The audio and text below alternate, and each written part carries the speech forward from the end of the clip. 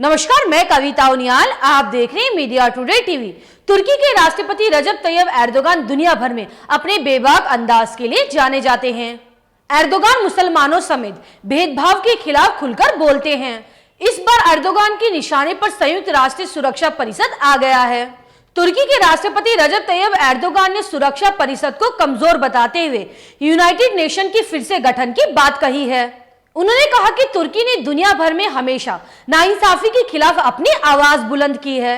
ये नाइंसाफी किसी भी धर्म या जाति के लोगों के खिलाफ हो, तुर्की ने मानवीय रुख अपनाते हुए इसके खिलाफ आवाज उठाई है। चाहे वो सीरिया में बमबारी से जान बचाकर भागे गए लोगों के बारे में हो या वो म्यांमार में सताए गए लोगों के बारे में, चाहे वो फलस्तीनी मुसलमानों पर जुल्म हो या यूरोप में फैला इस्लामोफोबिया। सुरक्षा परिषद मुसलमानों के मसले हल करने में पूरी तरह से नाकाम रहा है। क्या है पूरा मामला, मैं आपको विस्तार से बताऊंगी। अगर आपको न्यूज अच्छी लगे तो न्यूज को लाइक करें। अगर आप हमारे चैनल पर नए हैं तो हमारे मीडिया टुडे टीवी चैनल को सब्सक्राइब करें और हाँ, बेल आइकन को जरूर प्रेस करें ताकि मेरी न्यूज सबसे पहले आप तक पहुंचे। एर्दोगान ने यूनाइटेड नेशन के फिर से गठन की मांग तक कर डाली है। उन्होंने आरोप लगाया है कि यूनाइटेड नेशन 1.5 अरब मुसलमानों का प्रतिनिधित्व करने में नाकाम रहा है, इसलिए संयुक्त राष्ट्र सुरक्षा परिषद के प्रस्तावों पर फिर से विचार करने की जरूरत है। ऐसा करे बिना लिए गए फैसलों से दुनिया भर में न्याय और इंसाफ को नुकसान पहुंचता है। इसलिए संयुक्त राष्ट्र को एक अधिक पारदर्शी संगठन बनाना होगा जो दुनिया भर में अपने किए गए कामों का जवाबदेह हो।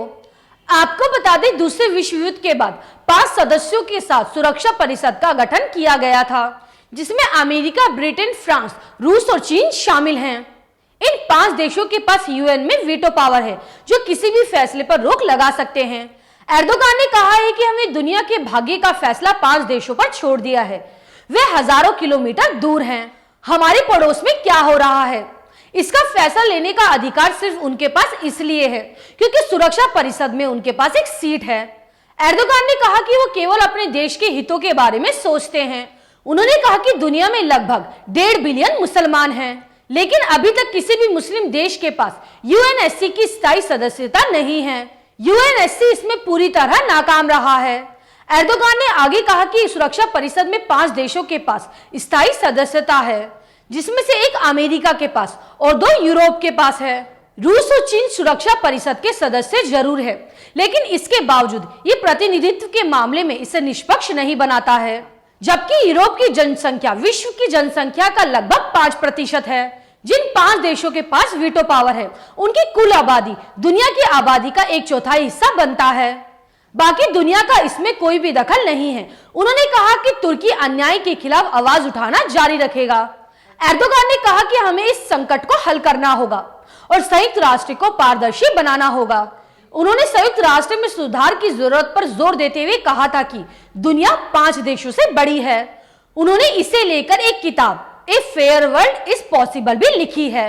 पिछले महीने संयुक्त राष्ट्र महासभा की बैठक में उन्होंने इस किताब को दुनिया भर के नेताओं के सामने भी रखा। एर्दोगान ने कहा कि हम पिछले 20 साल से इंसानियत के हक में आवाज उठा रहे हैं। हमने सभी मंचों पर अपनी आवाज बुलंद की है। उन्होंने कहा कि हम सुधार की पहल करके संयुक्त राष्ट्र के पुनर्गठन का प्रस्ताव रखते हैं। हमारा मानना है कि इस प्रस्ताव के बाद दुनिया निष्पक्ष हो जाएगी। हम चाहते हैं कि दुनिया की असल समस्याओं पर चर्चा हो और ऐसा तभी मुमकिन है जब सुरक्षा परिषद में दुनिया भर के देशों की हिस्सेदारी होगी। अब मिलेंगे अगली खबर के साथ। आपको मेरी न्यूज कैसे लगे मुझे कमेंट करके जरूर बताएं। शुक्रिया।